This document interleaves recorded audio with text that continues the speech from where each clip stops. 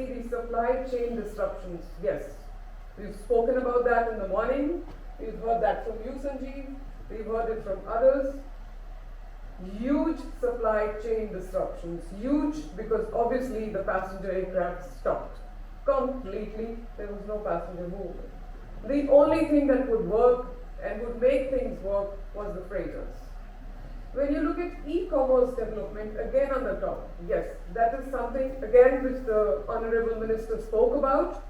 E-commerce development, it has been the key. What were we all doing at home? We were basically just pushing the button online and ordering things to come to our residence. Who was doing it?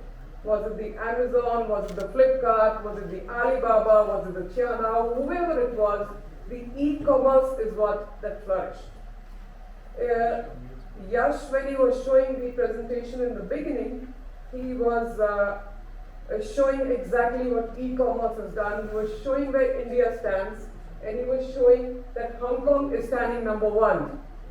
There I would like to say, yes, ladies and gentlemen, at this point in time as I speak, we have 12 freighters weekly from Hong Kong, all carrying e-commerce. And don't ask me how many passenger aircrafts. That is the kind of demand that is happening out there. And I wish we could multiply it to triple or double or even quadruple here in India. So that is e-commerce development. Ocean freight rates and disruptions, you can see there was an impact but not that high. And then below, if you look at the supply drivers, you see the passenger travel demand, total halt. You see it completely, the box is blue, meaning zilch, meaning null, meaning nada, meaning zero. Of course, the airport cargo handling capacity also directly impacted. We all know that, what happened. Everything came to an halt. And air cargo yields, you can see that definitely had an impact, and in the future slide that I show you, you will see how high it went up to. When it came to pilot contracts and crew restrictions, obviously everybody needs a job. As do they, as do I, as do all of us. So obviously that didn't have a high impact because everybody somewhere was scrambling to keep his or her job alive. And yes, aircraft maintenance, it won't have a huge impact because most aircraft were parked, we know, or whether they were parked in the desert or they were parked at their respective hubs. Wherever they were parked because they were not in use. What was in use was the freighters. Moving to the next slide.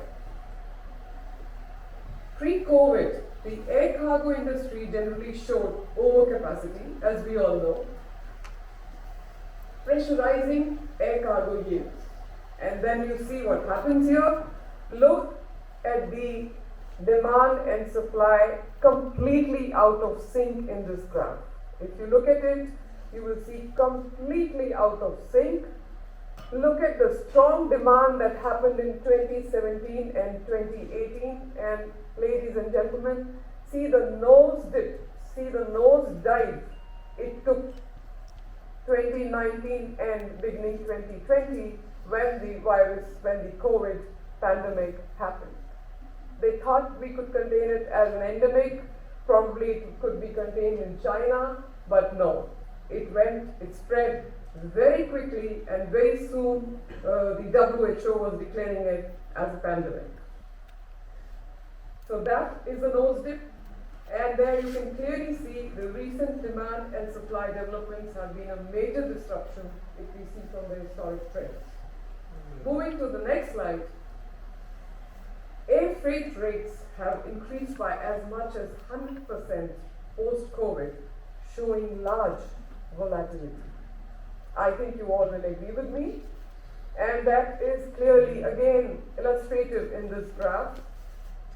You don't need to look much at how the waves are going up and down, but you can clearly see from here that the initial increase in rates due to capacity shortage led to this, and particularly even as the fuel prices fell. What were we doing as an airline? Everything was PPE kits. Everything. The first stage of this was all freighters, all PPE kits, and everybody's scrambling, especially China scrambling to send the PPE kits out, right? This is how this whole thing happened in the beginning. And then of course the vaccines, the race to make the vaccines was happening from the various pharma companies. Then you see, even as some capacity returned, also in the form of freighter, rising fuel prices further elevated the yields. You can see that very clearly. That, and of course, the directions of the highest demand shown, as you can see, is from China to Europe, because those were the guys who were leading with the PPE kits, and one after the other. And I shouldn't say here, they even sounded a little bit pre-prepared to me, but that's my own personal opinion. So there you can see that air cargo's demand-supply balance and the price of aviation fuel have pushed air cargo prices to record highs. Very quickly to the next one. Global air cargo demand growth expected to average plus 3.2% per annum through 2030, after 2% per annum between 2012 to 2019. Ladies and gentlemen, this is how we see the next decade evolving, how we see the air cargo development happening from an international airlines perspective. At the bottom of the graphical representation on your right, you will see that we are showing lanes relevant to Saudi cargo gaining plus 3.5%, averaging to plus 3.2% globally through to 2030. Trade lanes relevant to Saudi cargo is only the origin and destinations that we are very strong at, and that is why we've taken that at plus 3.5%, and this is expected to outgrow the global average of plus 3.5%. Not to mention the key drivers of global international air trade. We have seen the historic air trade growth. We've seen it right from the beginning of these presentations today. I don't need to elaborate on that. The economic indicators, which are well known. The cross-border and e-commerce. This topic has been spoken very well and very much of. I don't again need to elaborate, but definitely this will grow at plus 10% per annum even as we speak right now to 2030. The ocean rate hikes, yes, we expect them to return fast to 2019 levels. We expect that to be unlikely as far as ocean freight is concerned. And supply chain disruptions anticipated to last well into 2023. I will not even say look at 2022 here. 2023, beyond the Chinese New Year, and perhaps even to 2024. Freighters, as I mentioned, drive global air cargo's capacity recovery by 2023, with belly cargo capacity only back, gentlemen and ladies, by 2025.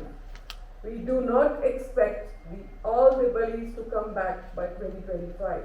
We can say right now that this pandemic is over, that things are getting back to normal, but by the time the aircraft are back, by the time the belly capacity is back, it's only going to be 2025. And right now, we are in October of 2022, if I may remind all. The key drivers of the